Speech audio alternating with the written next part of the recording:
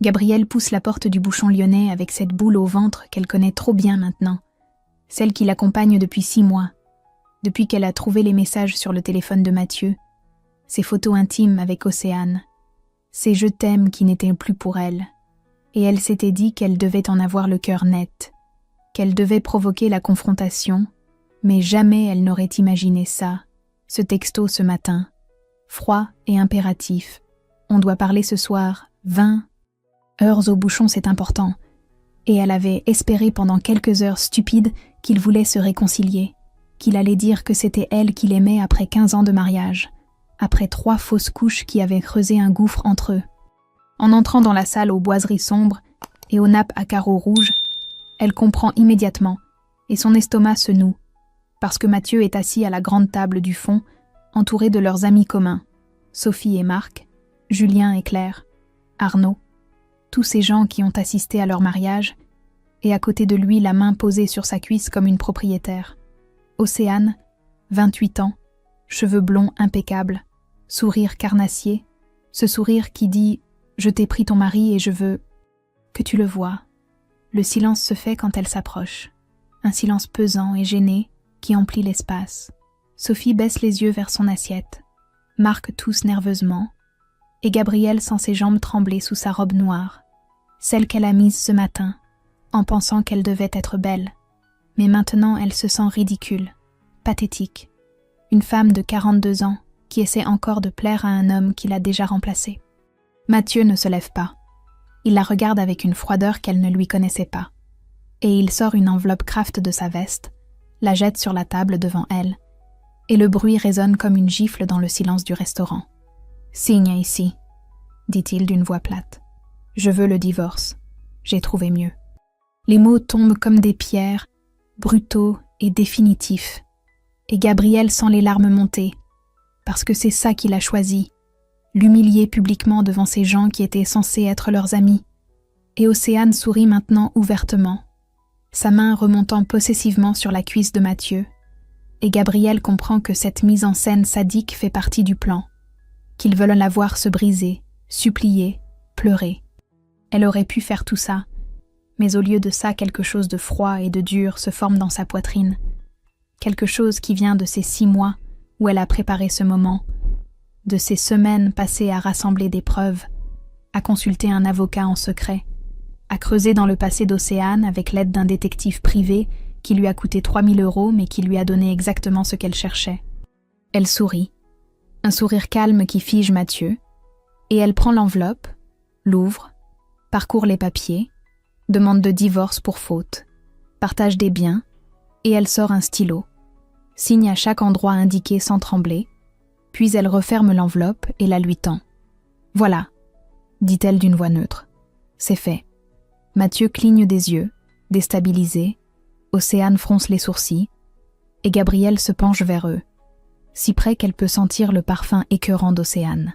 « Enfin, moi aussi j'ai des papiers à te faire signer. » Elle sort une autre enveloppe de son sac, blanche celle-là, la dépose délicatement sur la table, et elle voit le visage d'Océane changer, le sourire s'effondrer, les yeux s'écarquiller en lisant ce qui est écrit en lettres noires, reconnaissance de paternité, tribunal de grande instance de Lyon, et la couleur quitte son visage, elle devient livide, sa main glisse de la cuisse de Mathieu et se crispe sur le bord de la table. « C'est quoi ce délire ?» demande Mathieu d'une voix moins assurée. Gabrielle ne répond pas. Elle laisse le silence s'étirer, regarde Océane dont les lèvres tremblent, puis se tourne vers leurs amis pétrifiés qui réalisent qu'il va se passer autre chose, quelque chose qu'ils n'avaient pas prévu. « Demande-lui », dit-elle simplement. Puis elle recule, ramasse son sac et dit d'une voix calme « Bonne soirée », et elle sort du restaurant la tête haute sans se retourner, et dehors l'air frais de la nuit lyonnaise lui fouette le visage. Elle marche le long de la rue Saint-Jean, tourne au coin près de la cathédrale, et seulement là, appuyée contre un mur de pierre froide, elle laisse échapper un long souffle tremblant. Elle avait tenu, elle n'avait pas pleuré, elle avait gagné la première manche, et derrière elle, elle imagine Mathieu ouvrant l'enveloppe, découvrant les photos du petit Lucas âgé de 8 ans, les preuves qu'Océane a abandonné cet enfant sans jamais payer de pension, et Mathieu réalisant que la femme pour qui il vient de détruire son mariage lui a menti sur tout. Gabrielle se relève lentement, essuie ses yeux qui brûlent, et elle sourit dans l'obscurité. Parce que la vengeance, quand elle est froide, quand elle frappe exactement là où ça fait mal, a un goût incomparable. 3 ans plus tôt, Gabrielle et Mathieu étaient encore heureux, ou du moins c'est ce qu'elle croyait alors, installés dans leur appartement du 3e arrondissement de Lyon, avec ses hauts plafonds et ses fenêtres qui donnaient sur le Rhône. Lui chef de projet dans une PME de logiciels à Villeurbanne qui gagnait 2 800 € net par mois, elle infirmière en oncologie à l'hôpital Édouard Herriot, avec ses 2 100 € mensuels, et ils avaient cette vie stable et tranquille que beaucoup leur enviaient, des vacances en Bretagne chaque été, des dîners entre amis le samedi soir, des projets d'agrandir l'appartement quand les enfants arriveraient. Sauf que les enfants n'arrivaient pas. Et Gabrielle avait fait 3 fausses couches en 4 ans, la première à 8 semaines qu'il avait laissé sonner mais pleine d'espoir pour la prochaine fois, la deuxième à 12 semaines qu'il avait brisé un peu plus, la troisième à 10 semaines qui avait tout détruit, cette dernière surtout parce qu'elle avait vu dans les yeux de Mathieu quelque chose s'éteindre définitivement, ce rêve de paternité qui mourait en même temps que cet embryon qu'elle n'avait pas su garder. Après ça, Mathieu s'était progressivement éloigné, refusant d'adopter quand elle en parlait, refusant de suivre une thérapie de couple quand elle insistait, et il avait commencé à sortir davantage, à rentrer tard avec des excuses vagues, réunions qui s'éternisent, pot avec les collègues, et Gabrielle s'était plongée dans son travail, passant des heures supplémentaires au service d'oncologie, accompagnant des patients en fin de vie, trouvant un sens à sa propre douleur en soulageant celle des autres. Il y a 6 mois, un soir de janvier glacial, en rangeant le linge de Mathieu, elle avait trouvé son téléphone oublié sur la commode, et elle n'avait pas pu s'empêcher de regarder quand une notification avait illuminé l'écran, un message d'Océane avec un cœur, et elle avait ouvert, les mains tremblantes, et elle avait tout vu. Des mois de messages, des photos intimes, des je t'aime, des projets d'avenir, et surtout ce message qui l'avait anéanti. Océane écrivant « Je suis enceinte de 4 mois. On va avoir notre bébé, on va être une vraie famille. » Cette nuit-là, Gabrielle n'avait pas dormi. Elle était restée assise dans le salon à regarder le Rhône couler sous les fenêtres. Et quelque chose en elle s'était transformé, la douleur laissant place à une clarté froide et méthodique. Et au lieu d'exploser, au lieu de confronter Mathieu immédiatement, elle avait décidé de se préparer. Parce qu'elle savait maintenant qu'il allait partir, qu'il allait la quitter pour cette fille qui pouvait lui donner ce qu'elle n'avait jamais pu donner. Elle avait consulté Maître Dupuis, une avocate spécialisée en droit de la famille. Elle avait rassemblé des preuves de l'adultère en prenant des captures d'écran.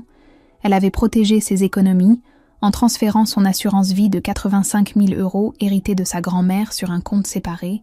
Et surtout, elle avait engagé un détective privé, Monsieur Arnaud, un ancien policier reconverti qui travaillait dans un petit bureau près de la gare de Perrache.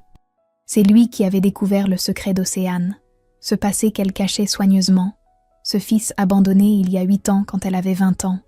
Lucas, né à Lille d'un père qui l'avait quitté en apprenant la grossesse et qu'elle avait laissé à ses parents sans jamais payer de pension alimentaire, sans jamais reconnaître officiellement, comme si cet enfant n'existait pas, comme si elle pouvait effacer cette erreur de jeunesse et recommencer à zéro. Monsieur Arnaud avait retrouvé les grands-parents. Il leur avait parlé, et Gabrielle les avait rencontrés dans un café de la gare de Lyon-Pardieu. Un couple épuisé qui élevait un petit garçon diabétique de type 1 avec une retraite de 1 200 € par mois, et quand Gabrielle avait vu les photos de Lucas, ses grands yeux tristes et son sourire fragile, elle avait su exactement ce qu'elle allait faire, non pas pour se venger méchamment, mais pour révéler la vérité, pour montrer à Mathieu qui était vraiment cette femme pour qui il détruisait tout. Le lendemain du restaurant, Gabrielle se réveille à 6 heures dans son petit studio qu'elle loue depuis 2 mois près de la place Guichard.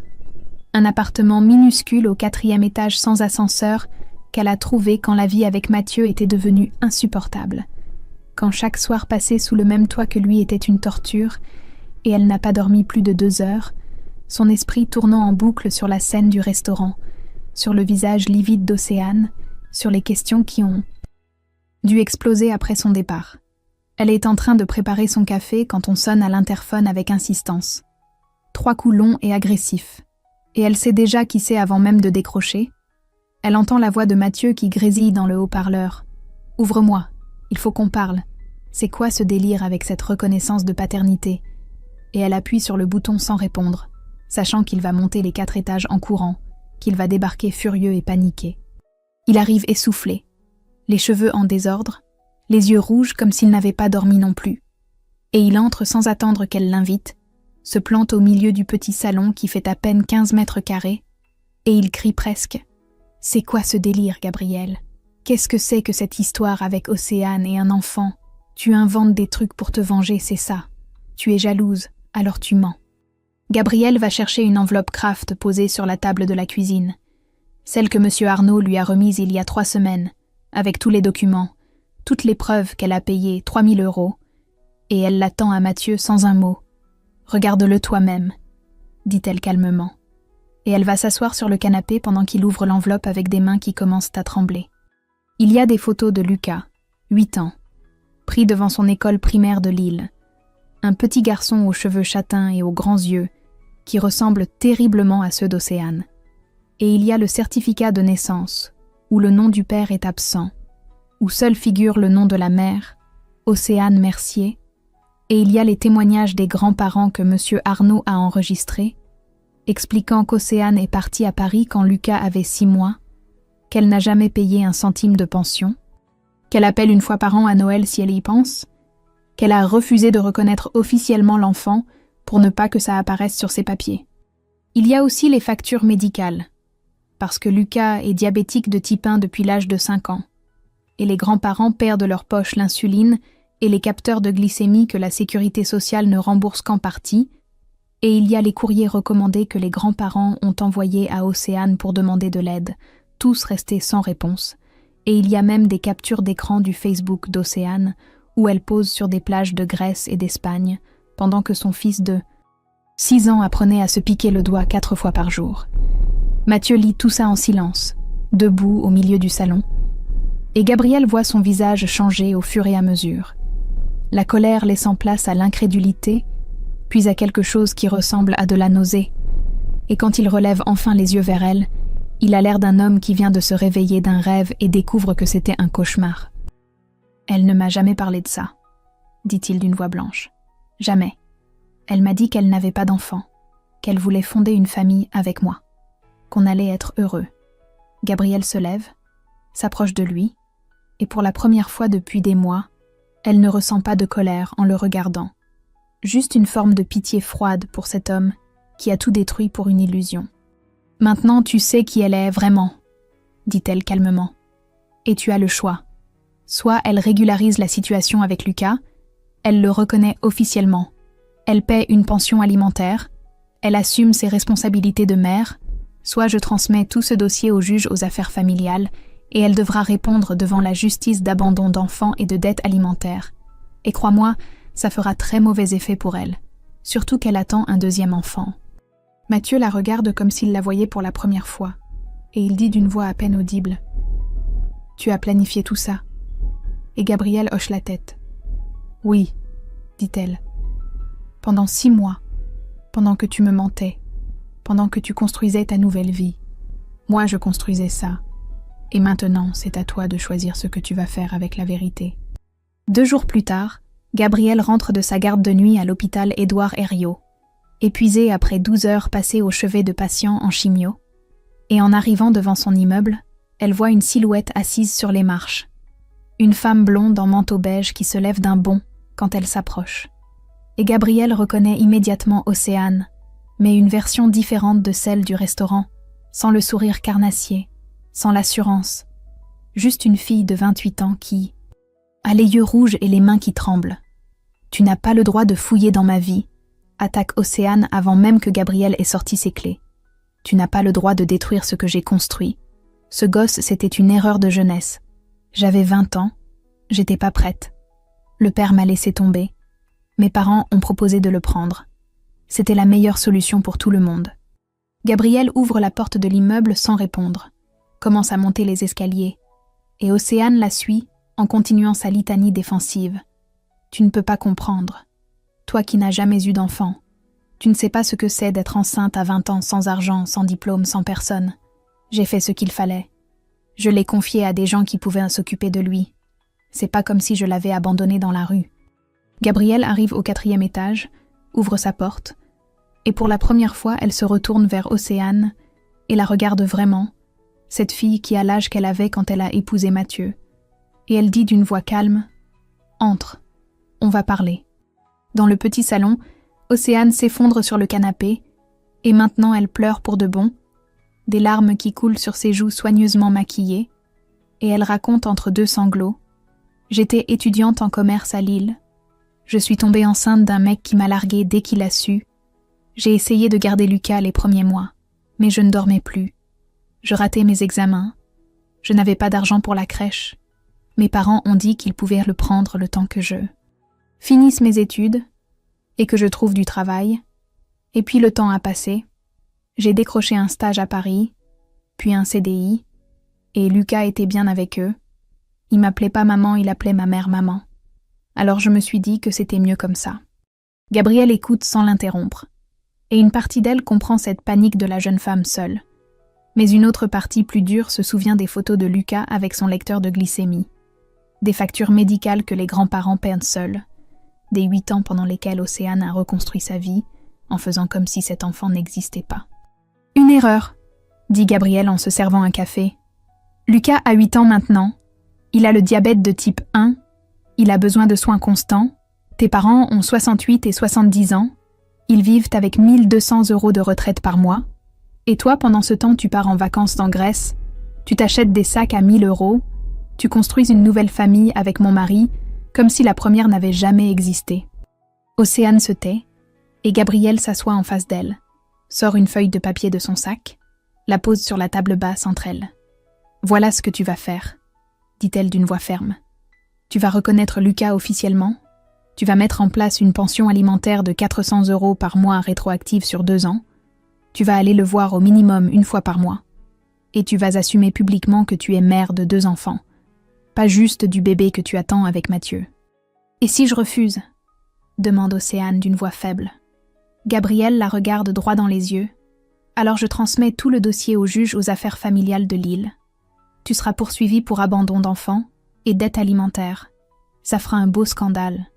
Ton employeur sera ravi d'apprendre que sa commerciale modèle a abandonné un enfant malade, et Mathieu devra expliquer à tout le monde pourquoi il a quitté sa femme pour une femme qui fuit ses responsabilités. » Le silence qui suit est long et pesant. Océane regarde ses mains, puis la feuille de papier, puis de nouveau ses mains, et finalement elle dit dans un souffle « D'accord, je vais le faire. Je vais régulariser. » À ce moment précis, on sonne à la porte, et Gabrielle va ouvrir. C'est Mathieu, le visage défait, qui entre et voit Océane sur le canapé. Et dans son regard, il y a quelque chose qui a changé. Une désillusion profonde. Et Gabrielle comprend que son château de cartes à lui aussi est en train de s'effondrer, que l'image de la femme parfaite qu'il croyait avoir trouvée vient de se briser en 1000 morceaux. 3 mois plus tard, Gabrielle est seule dans son petit studio du 3e arrondissement, assise à la fenêtre qui donne sur une cour intérieure grise où personne ne va jamais, et elle regarde tomber la pluie de mars en se demandant pourquoi elle se sent aussi vide alors qu'elle a gagné. Le divorce a été prononcé il y a 2 semaines. Elle a récupéré 120 000 € de la vente de l'appartement qu'ils avaient acheté ensemble il y a 10 ans. Océane a régularisé la situation avec Lucas et paie maintenant sa pension. Mathieu l'a appelé la semaine dernière pour s'excuser d'une voix brisée. Et pourtant Gabrielle a l'impression d'avoir tout perdu, comme si la victoire avait un goût de cendre. Elle rentre de l'hôpital chaque soir à 19 h, achète un plat préparé au Monoprix du coin, mange seule devant la télé en regardant des émissions dont elle ne retient rien, et elle se couche à 22 h dans ce lit trop grand pour une personne. Et certaines nuits, elle se réveille en sursaut, avec cette sensation d'étouffement, cette panique qui lui serre la poitrine, quand elle réalise qu'à 42 ans, elle recommence à zéro, sans mari, sans enfant, sans cette vie qu'elle avait construite pendant 15 ans. Elle essaie de voir ses anciennes amies, Sophie et Claire, mais leurs déjeuners sont gênés, remplis de silence où plane l'ombre de Mathieu, et elle comprend rapidement que beaucoup ont choisi leur camp, que dans une séparation les gens prennent parti même quand ils disent le contraire. Et Sophie lui dit un jour avec une gêne palpable « Tu sais, Mathieu a le droit de refaire sa vie, c'est dur pour toi, mais il faut que tu passes à autre chose. » Et Gabrielle ne rappelle plus après ça, parce qu'elle n'a pas l'énergie d'expliquer que ce n'est pas la séparation qui l'a détruit. C'est la solitude qui suit. Un soir particulièrement difficile, elle appelle sa sœur Élise qui vit à Nantes avec son mari et ses 2 enfants, et elle craque au téléphone. Elle pleure en disant « J'ai gagné, mais pourquoi je me sens aussi perdue? Pourquoi j'ai l'impression d'avoir tout raté ?» Et Élise prend le TGV le lendemain, débarque avec une valise pour le week-end, et elle passe 2 jours à parler, à pleurer, à vider des bouteilles de vin blanc sur le canapé du studio. « Tu as passé 15 ans à être la femme de Mathieu, » lui dit Élise dans la nuit de samedi à dimanche, à construire ta vie autour de lui, autour du rêve d'avoir des enfants avec lui. Et maintenant que tout ça s'est effondré, tu ne sais plus qui est Gabrielle sans tout ça. Et c'est normal d'avoir peur. C'est normal de se sentir perdu, mais tu dois découvrir qui tu es vraiment, pas qui tu étais dans ce mariage.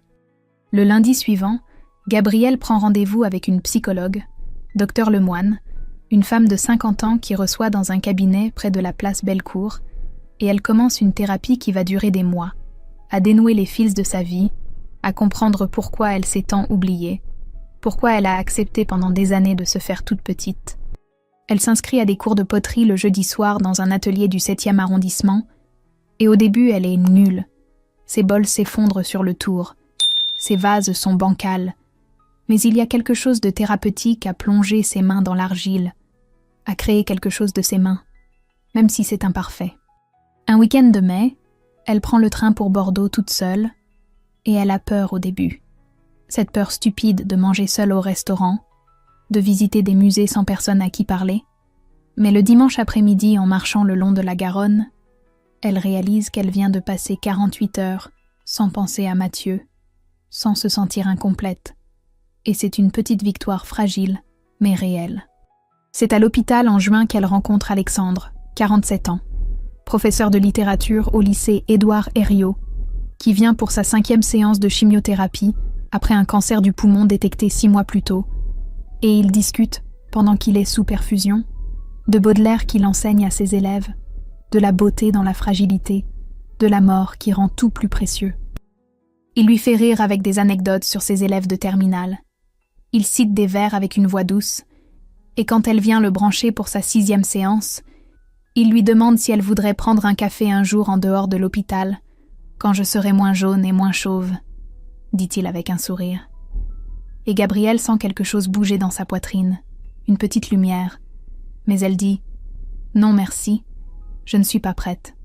Peut-être jamais. » Et Alexandre hoche la tête. « Je comprends. Mais si.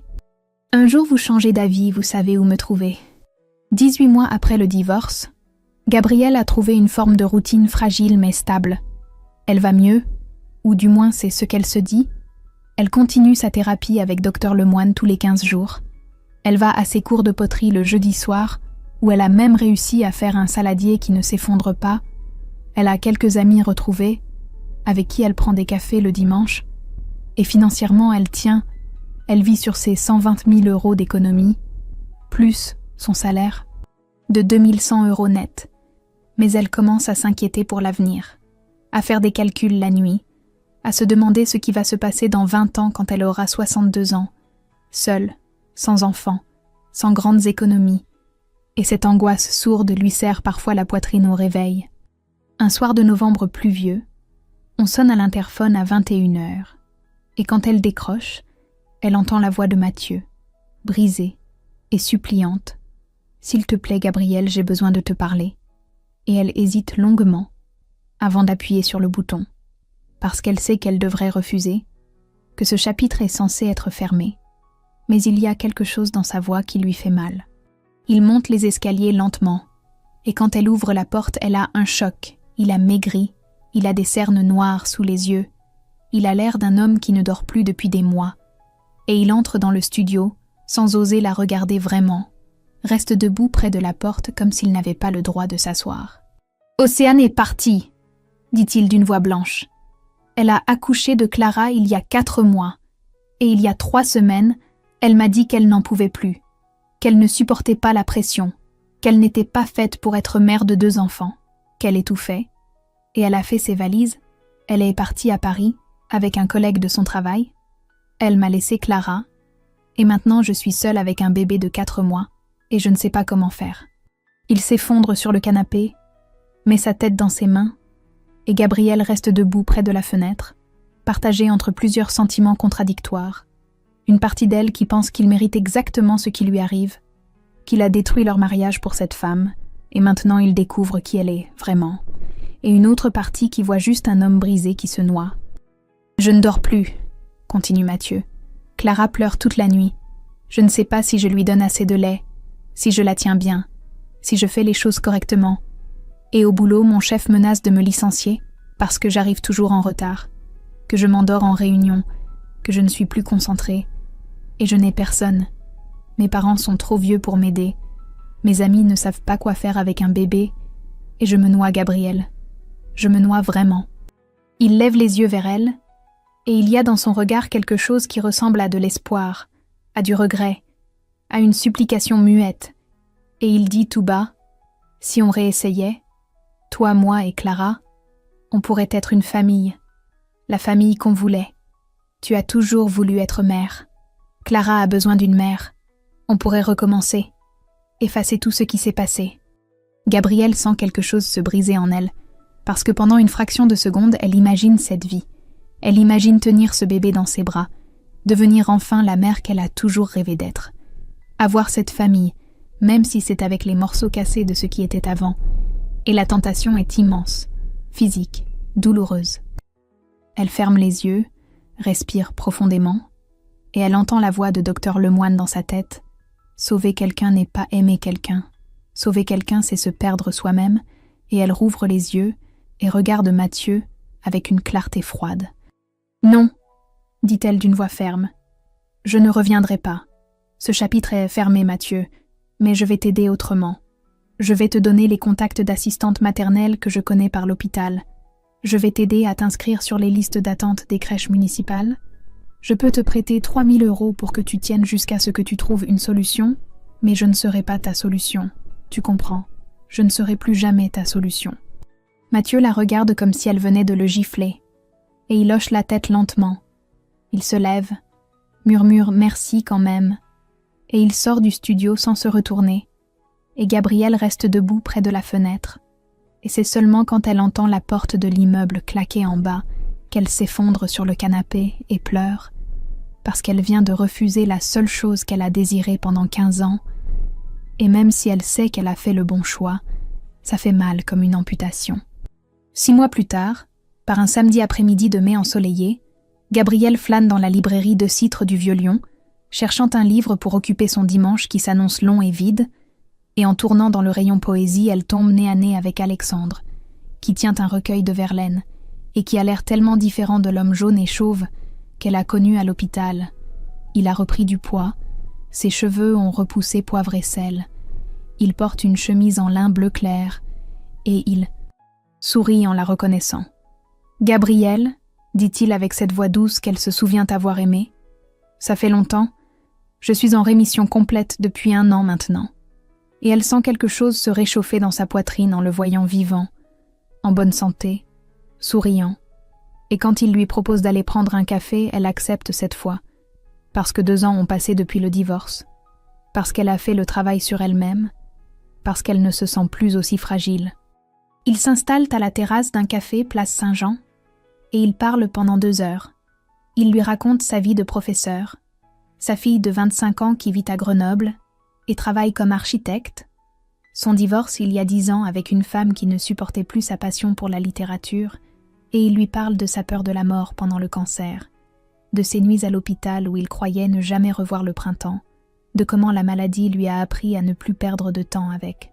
Ce qui ne compte pas vraiment. Gabrielle lui parle de Mathieu, du divorce, de la solitude qui a suivi, de sa thérapie, de ses cours de poterie, et Alexandre écoute vraiment, sans juger, sans donner de conseils non sollicités, juste en étant présent, et quand ils se quittent devant la librairie à la tombée de la nuit, il lui demande si elle voudrait recommencer, un café la semaine prochaine peut-être, et elle dit oui. Ils se voient 1 fois par semaine pendant 3 mois, toujours pour des cafés qui s'étirent en longues discussions, puis ils commencent à faire des balades au parc de la Tête d'Or le dimanche matin. marchant lentement autour du lac en parlant de tout et de rien. Et Alexandre ne précipite rien. Il ne cherche pas à la toucher. Il respecte cette distance qu'elle maintient instinctivement, et Gabriel apprécie cette lenteur, cette construction patiente de quelque chose qui ressemble à de la confiance. Un soir de septembre, après un concert de musique classique à l'auditorium, Alexandre la raccompagne jusqu'à son immeuble, et sous le porche éclairé par un lampadaire qui jette des ombres douces, il se penche vers elle et l'embrasse, doucement, avec une tendresse qui lui coupe le souffle, et Gabrielle sent quelque chose se briser en elle, toutes ces défenses qu'elle a construites pendant 3 ans, et elle se met à pleurer contre son épaule. « J'ai tellement peur », dit-elle entre 2 sanglots.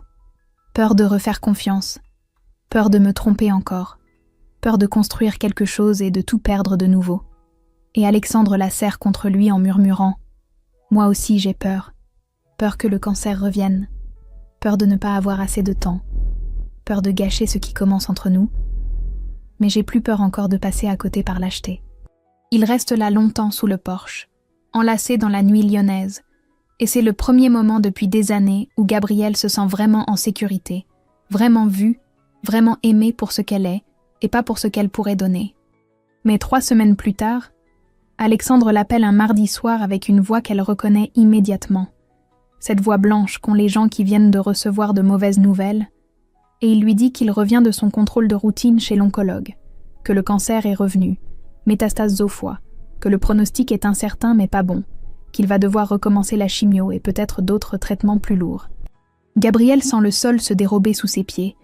Elle vient tout juste de s'autoriser à aimer quelqu'un. Et la vie lui arrache déjà cette possibilité. Et sa première réaction est de vouloir fuir, de se protéger, de dire à Alexandre qu'elle ne peut pas faire ça, qu'elle ne peut pas l'accompagner dans la maladie, que c'est trop dur. Mais quand elle arrive chez lui 1 heure plus tard, et qu'elle le trouve assis dans son salon avec les résultats d'analyse étalés sur la table basse, elle comprend qu'elle ne peut pas partir. « Je ne te demande pas de rester », dit Alexandre en la regardant avec des yeux remplis de peur et d'amour mêlés. « Je comprendrai que tu partes, que tu te protèges. Tu as déjà assez souffert dans ta vie. Mais si tu restes, je te promets que chaque jour comptera, que je ne gâcherai pas une seule seconde du temps qu'il nous reste. » Gabrielle s'assoit à côté de lui, prend sa main dans la sienne et dit d'une voix ferme malgré les larmes qui coulent sur ses joues « Je reste. J'ai peur mais je reste. Parce que tu as raison. J'ai plus peur de passer à côté que de souffrir. » 1 an de lutte commence. 1 an où Gabrielle jongle entre son travail à l'hôpital et les rendez-vous médicaux d'Alexandre. Les séances de chimio du lundi matin à l'Institut de cancérologie de Lyon. Les scanners de contrôle tous les 2 mois.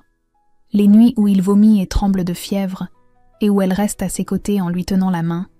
Et elle utilise 15 000 € de ses économies pour financer des soins complémentaires que la sécurité sociale ne rembourse pas.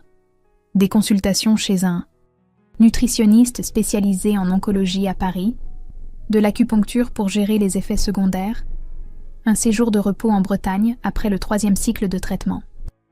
Alexandre maigrit de nouveau, perd ses cheveux qu'il venait à peine de retrouver, son teint devient gris, et certains jours il lui dit d'une voix épuisée « Laisse-moi Gabrielle, tu mérites quelqu'un en bonne santé, quelqu'un qui peut te donner une vraie vie, pas cette existence d'infirmière pour un homme qui va peut-être mourir. » Mais elle refuse à chaque fois. « Je ne t'ai pas choisi parce que tu étais parfait, » dit-elle en posant son front contre le sien. « Je t'ai choisi parce que tu es toi, parce que tu me vois vraiment, parce qu'avec toi je me sens vivante même dans cette épreuve. » Au 6e mois de traitement, Chloé débarque de Grenoble, la fille d'Alexandre, 25 ans, architecte brillante avec des certitudes plein la tête, et elle est froide avec Gabrielle dès le premier regard. « Vous êtes qui, vous, exactement ?» demande-t-elle avec une agressivité à peine voilée. « Encore une femme qui veut profiter de mon père, qui va lui prendre son argent et disparaître quand ça deviendra trop dur. » Gabrielle encaisse sans broncher. Elle comprend la peur de cette jeune femme qui risque de perdre son père. Elle comprend la méfiance envers cet inconnu qui surgit dans la vie d'Alexandre au pire moment. Et elle ne cherche pas à se justifier. Elle continue juste à être là, jour après jour, à accompagner Alexandre aux rendez-vous médicaux, à lui préparer des repas qu'il arrive à peine à avaler, à dormir sur le canapé de son appartement quand il a trop peur de rester seul la nuit. Chloé reste 3 semaines à Lyon et elle observe Gabriel avec cette attention méticuleuse d'architecte qui cherche les failles dans une structure. Et petit à petit, quelque chose change dans son regard. Elle voit que Gabriel est là à 6 heures du matin pour accompagner Alexandre à sa prise de sang, qu'elle paye les courses avec son propre argent sans jamais en parler, qu'elle ne recule pas quand Alexandre vomit ou pleure ou dit des choses dures sous l'effet de la morphine. Un soir à l'hôpital, après une séance particulièrement éprouvante où Alexandre a fait une réaction allergique au traitement, Chloé craque dans la salle d'attente. Elle s'effondre sur une chaise en pleurant. « J'ai tellement peur de le perdre », dit-elle. Et Gabriel s'assoit à côté d'elle, la prend dans ses bras même si elles se connaissent à peine, et murmure « Moi aussi j'ai peur. Tous les jours j'ai peur. Mais on est là ensemble. On va se battre ensemble. » Après 6 mois de protocole expérimental, les analyses montrent que les métastases régressent. Pas une guérison, pas une rémission complète, mais une stabilisation. Le cancer est toujours là, mais il ne progresse plus. Et l'oncologue leur donne un pronostic prudent de 3 à 5 ans, peut-être plus, si le traitement continue à fonctionner. Et Alexandre prend la main de Gabriel dans le cabinet médical et dit avec un sourire épuisé mais réel « Alors on ne perd pas une minute de ces années-là. » Quelques semaines plus tard, Mathieu appelle Gabriel. Sa voix est différente, plus posée, plus adulte, et il lui demande si elle accepterait d'être la marraine de Clara qui a maintenant 2 ans, et Gabrielle est surprise, émue, elle demande pourquoi moi, et Mathieu répond simplement parce que tu m'as montré la vérité quand j'étais aveugle, parce que tu m'as forcé à grandir, parce que je veux que ma fille ait dans sa vie quelqu'un comme toi, quelqu'un de droit et de fort. Gabrielle accepte, et lors du baptême civil à la mairie du 3e arrondissement, elle tient Clara dans ses bras, cette petite fille aux boucles blondes qui rit en attrapant ses cheveux, et elle ressent une émotion profonde et complexe. Ce n'est pas son enfant, elle ne sera jamais sa mère, mais elle fait partie de sa vie maintenant, d'une manière inattendue et précieuse. Le soir, Alexandre la regarde avec tendresse et lui dit « Tu sais, je n'ai jamais eu d'autres enfants après Chloé. Je n'en voulais pas vraiment. Mais si un jour tu veux qu'on devienne famille d'accueil, qu'on accueille un enfant qui a besoin d'un foyer temporaire, je suis prêt. Je ne sais pas combien de temps j'ai devant moi, mais je veux le vivre pleinement avec toi. » Gabriel pleure de joie pour la première fois depuis des années, des larmes qui ne sont pas de douleur mais d'espoir. 3 ans après le divorce, par un soir d'automne où les feuilles tombent doucement sur le Rhône, Gabrielle est assise à son bureau dans l'appartement qu'elle partage maintenant avec Alexandre près des quais, un 3 pièces lumineux au 2e étage avec vue sur le fleuve, et elle écrit une lettre à elle-même, à cette femme qui tremblait dans un restaurant du Vieux-Lyon il y a 3 ans, en signant des papiers de divorce devant des gens qui la regardaient comme une perdante. « Chère Gabrielle, » écrit-elle avec cette écriture ferme qu'elle a retrouvée, « aujourd'hui je veux te dire merci. Merci d'avoir tenu bon ce soir-là. Merci de ne pas avoir craqué quand Mathieu t'a humilié publiquement. Merci d'avoir choisi la dignité plutôt que les larmes, la vérité plutôt que la vengeance aveugle. Parce que tout ce qui est arrivé depuis découle de ce moment-là, de cette force que tu as trouvée au fond de toi alors que tu pensais être brisée. » Elle s'arrête d'écrire, regarde par la fenêtre où la nuit commence à tomber sur Lyon, les lumières qui s'allument une à une dans les immeubles d'en face, et elle repense à ces 3 années, à la solitude terrible qui a suivi la victoire, à ces mois où elle mangeait seule devant la télé en se demandant si elle n'avait pas tout raté, à la thérapie avec Dr Lemoine qui l'a aidée à comprendre qu'elle devait se reconstruire pour elle-même et pas pour remplir un vide, à ce moment crucial où Mathieu est venu la supplier de revenir et où elle a dit non, ce non qui lui a coûté tellement cher mais qui l'a sauvée. « Tu n'as pas eu la famille que tu imaginais », continue-t-elle d'écrire. « Tu n'as pas eu ces enfants que tu as tant désirés, ces grossesses qui se terminent bien, cette vie de mère au foyer que tu voyais dans tes rêves à 25 ans. Mais tu as mieux. Tu as une vie qui a du sens. Tu as Alexandre qui se bat contre le cancer depuis 2 ans maintenant et qui est toujours là, fragile mais vivant. Vous avez déposé un dossier pour devenir famille d'accueil il y a 6 mois et vous attendez la réponse. De l'aide sociale à l'enfance, peut-être qu'un jour un enfant en détresse trouvera refuge chez vous pour quelques mois ou quelques années, le temps qu'il faut. Elle pense à Lucas, le fils d'Océane, qui a maintenant 11 ans et qui vient parfois passer un week-end chez Mathieu, Elle l'a revu il y a 2 semaines, et il lui a dit « Merci madame d'avoir obligé ma mère à me voir. Maintenant elle vient me chercher 1 fois par mois. Et elle me parle vraiment. » Et Gabrielle avait senti son cœur se gonfler parce qu'elle avait changé quelque chose dans la vie de cet enfant. Pas de manière spectaculaire, mais de manière réelle. Elle pense à Clara dont elle est la marraine, cette petite fille de 3 ans qui l'appelle Gabi et qui court vers elle avec des cris de joie quand elle vient la chercher à la crèche. Elle pense à Chloé qui l'appelle maintenant pour prendre des nouvelles, qui dit à ses amis que son père a trouvé quelqu'un de bien. Elle pense à Mathieu qui s'est excusé vraiment il y a 6 mois. Pas avec des mots creux, mais en reconnaissant devant elle qu'il avait été lâche et cruel, qu'elle lui avait montré la vérité sur lui-même et que ça lui avait sauvé la vie, même si sur le moment il l'avait haï pour ça. Alexandre n'est pas éternel, écrit-elle en sentant les larmes monter. Les médecins disent comme qu'il a peut-être 5 ans devant lui, peut-être 10 si le traitement continue à fonctionner, peut-être moins si le cancer repart. Et cette incertitude est terrifiante, mais elle est aussi libératrice. Parce qu'elle nous oblige à vivre chaque jour comme s'il comptait vraiment, à ne pas reporter les moments de bonheur, à nous dire « je t'aime » tous les matins sans attendre demain. La vengeance la plus douce, termine-t-elle en posant son stylo, ce n'est pas de détruire ceux qui nous ont fait du mal, c'est de vivre pleinement malgré eux, malgré la peur, malgré l'incertitude, malgré toutes les raisons qu'on aurait de renoncer. Et aujourd'hui je vis, je ne survis plus.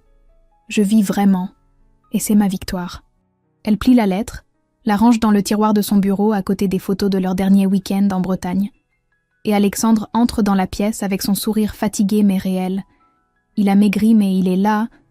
Il lui tend la main et dit « On regarde un film ». Et Gabrielle se lève, l'embrasse doucement et répond « Oui, j'arrive ». Par la fenêtre, le Rhône coule dans la nuit, indifférent et éternel, témoin silencieux de toutes les vies qui se construisent et se déconstruisent sur ses rives. Et Gabrielle regarde cette eau noire qui reflète les lumières de la ville. Et elle sourit, parce que la vie continue, imparfaite, fragile, magnifique, et elle est prête à l'accueillir telle qu'elle est. We need one more photo, and we need a parabolic sound.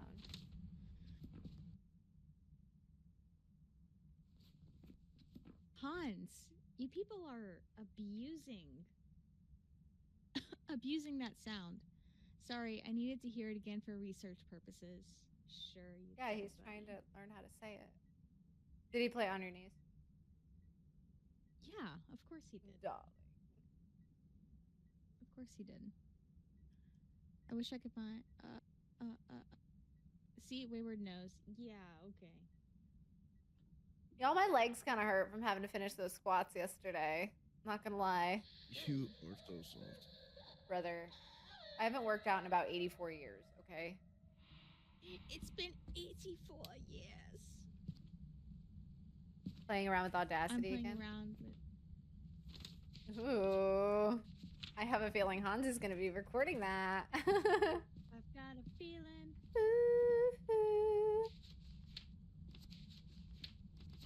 See? I already got the parabolic sound, by the way. You want a cookie? She's in here trying to get it. Good evening, Tyler. Hey, Trin. What's good? Buddy? Maybe.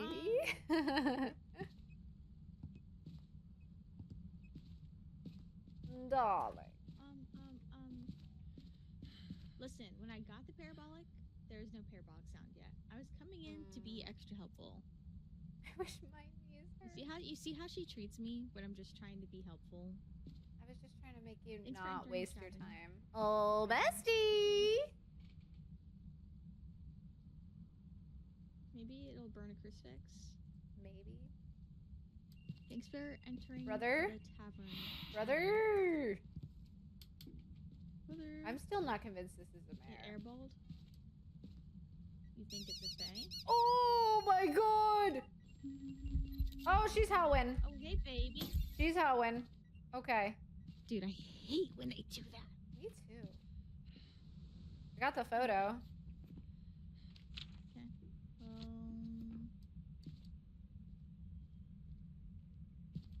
She's scary. I don't It wanna. is a little I scary. kind of want to let her hunt.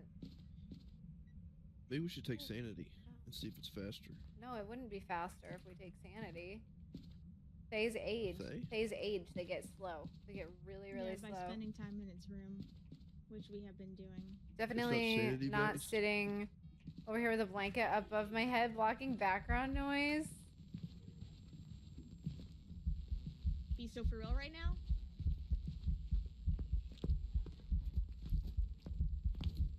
I Does don't that know. line of sight? I don't know. I don't know. I don't know if she sounds slower or not. No, I think she's a mare. Biscuits! She backtracked Really? on me. Yes, she Aw. broke my ankles. I think it's a mare. I do too. It's a mare. Let's get Chad some money. Let's do some no heavy.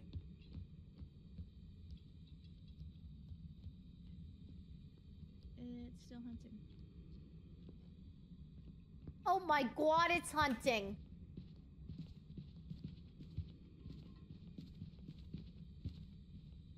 Yeah, it doesn't seem any slower than what it was the first No. time.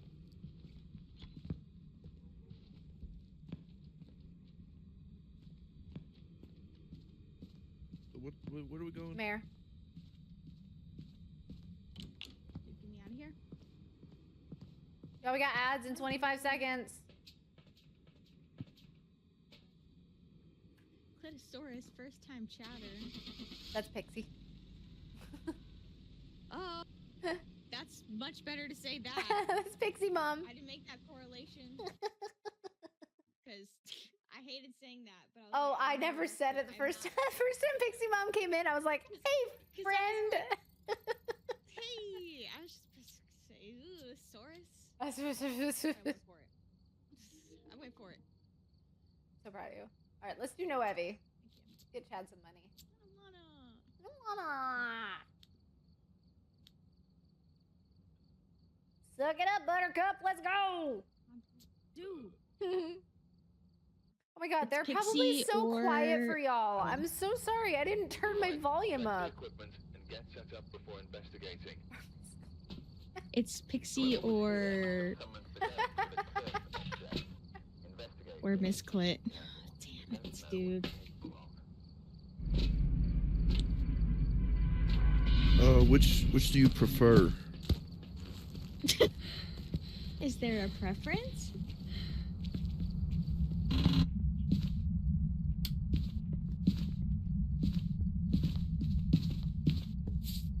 I don't care. Pixie it is. You know what the terrible thing is? I'm definitely gonna forget that. Because if it's not right in front of my face.